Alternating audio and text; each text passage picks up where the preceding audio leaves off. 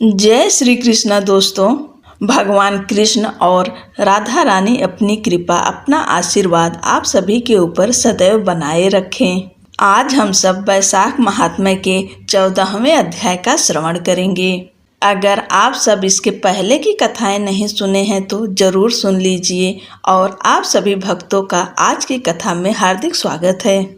श्रुतदेव ने कहा, जो मनुष्य वैशाख मास में मेष राशि में सूर्य के रहते हुए प्रातः काल स्नान करके मधुसूदन की पूजा करता है और इस हरि कथा को सुनता है, वह समस्त पापों से मुक्त होकर भगवान विष्णु के परम धाम को प्राप्त होता है। जो व्यक्ति कथा पढ़ते और व्याख्या करते समय बीच में ही कथा छोड़ देता है और मूर्खता से किसी और चीज का सहारा लेता है, वह रौरव नरक में पड़ता है और फिर वह पिशाच के रूप में जन्म लेता है। इस संदर्भ में वे इस प्राचीन पारंपरिक कथा को एक उदाहरण के रूप में उद्धृत करते हैं। यह कथा पापों का नाश करने वाली है, यह पवित्र है और पुण्य के लिए अनुकूल है। यह एक प्राचीन कथा है जिसका तुरंत सम्मान किया जाना चाहिए। पूर्व काल में गोदावरी के तट पर ब्रह्मेश्वर के भव्य पवित्र स्थान पर दुर्वासा के 2 पवित्र आध्यात्मिक गुरु रहते थे, जो तीनों लोकों में सत्यनिष्ठ और तपोनिष्ठ के नाम से विख्यात थे। वे परम ब्रह्म में दृढ़ निष्ठा रखते थे। वे सदैव उपनिषदिक शिक्षाओं में लीन रहते थे। वे उदासीन अर्थात सांसारिक सुखों के प्रति थे। वे पुण्यात्मा थे। वे केवल भिक्षा में प्राप्त होने वाले दान पर ही निर्वाह करते थे। वे दोनों एक गुफा में रहते थे। इन दोनों में से सत्यनिष्ठा सदैव भगवान विष्णु की कथा में लीन रहते थे। यदि कोई श्रोता या व्याख्याता न भी हो तो भी महर्षि अपना दैनिक कार्य करते रहते थे। यदि कोई श्रोता भी हो तो वे उसे दिन रात भगवान विष्णु की कथा का वर्णन करते रहते थे। यदि कोई भगवान विष्णु की शुभ और पुण्यमयी कथा सुनाता था तो वह अपने धार्मिक अनुष्ठानों को छोड़कर उस कथा को सुनता था, क्योंकि उसे सुनने में रुचि थी। वह बहुत दूर स्थित तीर्थ स्थानों और पवित्र तीर्थ स्थानों पर जाने से बचता था, क्योंकि वे विष्णु की कथाओं में उसकी रुचि के साथ टकराव करते थे। वह अधिकांश अनुष्ठान करने से बचता था। वह दिव्य कथाओं को सुनता था और श्रोताओं को उनका स्वयं ही वर्णन करता था। हे राजन, भगवान की कथाओं को छोड़कर वह किसी अन्य योग्य बात को नहीं जानता था। यदि कोई विष्णु कथा का व्याख्याता रोग से पीड़ित हो जाता था और उसके घर में ही प्रवचन करना होता था, मंदिर जैसे सार्वजनिक स्थान पर प्रवचन न करना, तो वह ऋषि कुएं पर स्नान करता था और कथा सुनने में तत्पर रहता था। कथा के अंत में वह अपने धार्मिक तथा अन्य कर्तव्यों का विधिवत पालन करता था। जो व्यक्ति नियमित रूप से पवित्र कथाओं का श्रवण करता है वह जन्म जन्मांतर के बंधन में नहीं फंसता। उसे आंतरिक पवित्रता प्राप्त होगी। भगवान विष्णु के प्रति आसक्ति का अभाव दूर हो जाएगा। भगवान विष्णु के प्रति आसक्ति और साधु पुरुषों के साथ मैत्री उत्पन्न होगी। रजोगुण से रहित निर्गुण ब्रह्म तुरंत हृदय में स्थापित हो जाएगा। पूर्ण ज्ञान से रहित व्यक्ति के लिए कर्म व्यर्थ है, चाहे उसे बार बार विभिन्न तरीकों से क्यों न किया जाए। वह अंधे को दर्पण दिखाने के समान होगा। जिनका हृदय गहन ध्यान में लीन है, उनके द्वारा बार बार किया गया कर्म निश्चित रूप से विकृत की शुद्धता के लिए अनुकूल होगा। स्वभाव के शुद्धता के कारण सुनने की क्षमता में सुधार होगा।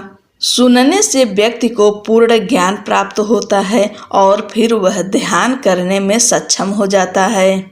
वेदों में अनेक स्थानों पर श्रवण अर्थात सुनना, ध्यान और मनन अर्थात चिंतन का उल्लेख किया गया है। यदि वहाँ विष्णु की कथा न हो, यदि वहाँ अच्छे लोग न हों, तो उस स्थान को निसंदेह त्याग देना चाहिए, चाहे वह गंगा का तट ही क्यों न हो। जिस देश में तुलसी का पौधा न हो, भगवान विष्णु का पवित्र निवास न हो, भगवान विष्णु की कथा न हो, तो वहाँ मरने वाला मनुष्य घोर अंधकार अर्थात नरक को प्राप्त होता है।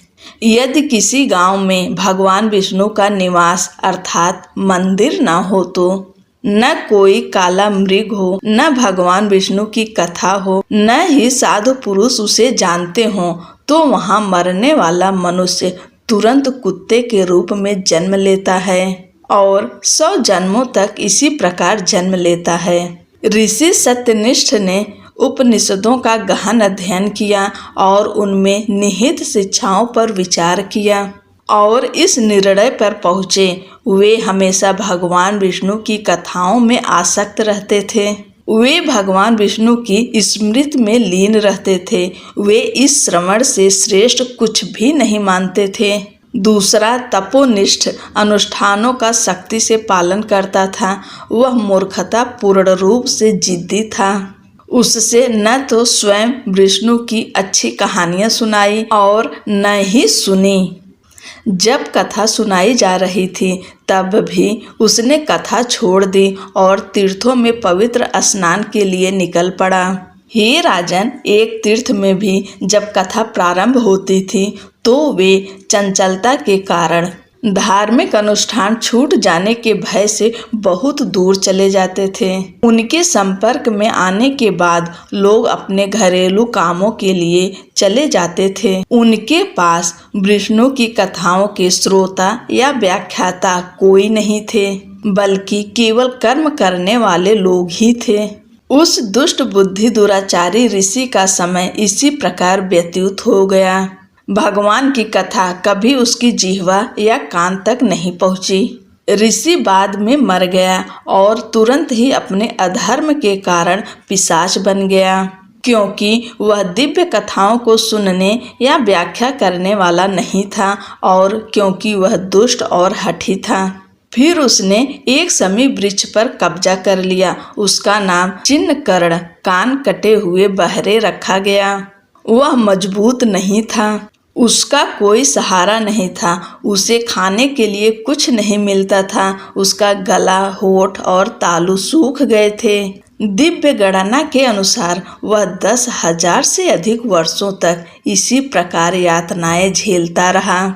उसने किसी को भी उसे बचाने के लिए तैयार नहीं देखा। वह भोजन से वंचित रहा। वह बहुत दुखी था। वह अपने किए पर विचार करता हुआ मदोन्मत्त और पागलों की भांति इधर उधर भटकता रहा।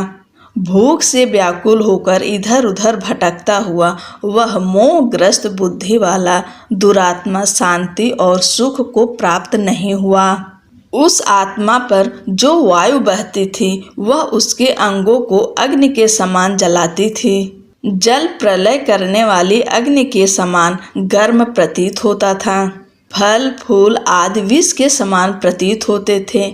उस कर्मठ को कहीं भी सुख नहीं मिलता था। उसका मन बहुत उदास रहता था। जब यह सब बातें ऐसी ही हो गई, उस जन शून्य वन में, उस कथा और सत्पुरुषों से रहित स्थान में, उस स्थान में जहाँ वह आया था, तब सत्यनिष्ठ उस पैठी नसी नगरी में आया। रास्ते में चलते हुए उन्होंने चिन्नकर्ण को देखा, जो बहुत कष्ट भोग रहा था। उसे भूख से रोता हुआ, बीमार और उदास देखकर उसका हृदय द्रवित हो गया और उन्होंने उससे कहा, डरो मत। तब महर्षि ने कहा, तुम कौन हो? तुम इस दुर्दशा में क्यों आए हो? तुम्हें अब और कष्ट नहीं होगा। उनके द्वारा सांत्वना दिए जाने पर अत्यंत व्याकुल चिन्नकर्ण ने कहा, मैं दुर्वासा का शिष्य तथा तपस्वी हूँ। मैं ब्रह्मेश्वर नामक तीर्थ स्थान का वासी था तथा कर्म में पूरी तरह तत्पर था। मैं मूर्खता पूर्वक हठ धर्मी था। हे ऋषि, मैं मूर्खता के कारण अपने अनुष्ठान में बाधा पड़ने से डरता था। इसलिए हे ऋषि, सज्जनों द्वारा कही जा रही भगवान विष्णु की पुण्यमयी कथा का मुझ मूर्खता के कारण कोई आदर नहीं हुआ। कर्मों का नाश करने वाली कथा श्रोताओं को नहीं सुनाई गई। उन कर्मों के महान फल के कारण मेरी मृत्यु हुई। मैं पिशाच बना जिसका नाम चिन्हकर्ण है। मैं दुख के कारण व्याकुल तथा भ्रमित हूँ। मुझे कोई ऐसा उद्धारक नहीं मिल रहा है जो मुझे किसी प्रकार इस दुख से छुड़ा सके। सौभाग्य से आपने मुझे दर्शन दिए हैं। मैं मुक्त हो गया हूँ। मैं पापों से मुक्त हो गया हूँ। आज देवता मुझ पर प्रसन्न हैं। गुरु, सज्जन और ऋषि भी आज मुझसे प्रसन्न हैं क्योंकि मैं आपसे मिला हूँ। तब वह उनके चरणों में गिरकर चिल्लाने लगा, मुझे बचाओ, मुझे बचाओ।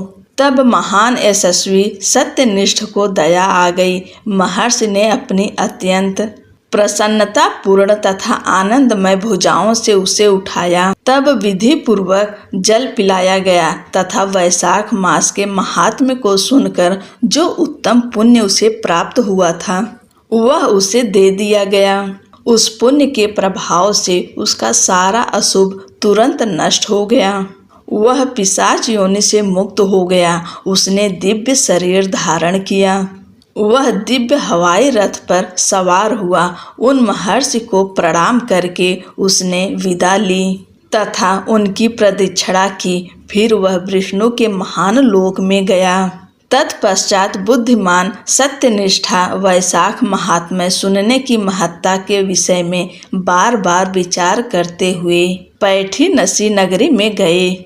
श्रुतदेव ने कहा, जहाँ संसार के कल्मशों को दूर करने वाली भगवान विष्णु की पुण्यमयी कथा है, वहाँ नाना प्रकार के तीर्थ तथा तीर्थ विद्यमान हैं। जहाँ भगवान विष्णु की पुण्यमयी कथा रूपी पवित्र नदी बहती है, वहाँ रहने वाले मनुष्यों को मोक्ष की प्राप्ति हो जाती है। इसमें कोई संदेह नहीं है। बोलो लक्ष्मी नारायण की जय। भक्तों, आज की कथा यहीं पर समाप्त होती है। आगे की कथा अगले की वीडियो में हम सुनाएंगे। तब तक के लिए जय श्री कृष्ण, राधे राधे।